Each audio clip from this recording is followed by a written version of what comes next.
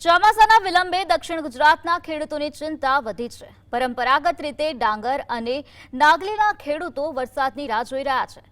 સમયસર વરસાદ ન પડતા ખેતરો સુકાવા લાગ્યા। કેટલાક ખેડૂતો ગળામાં પાણી ભરીને હાથેથી ધરુને પાણી આપી બચાવવાનો પ્રયાસ કર્યો છે।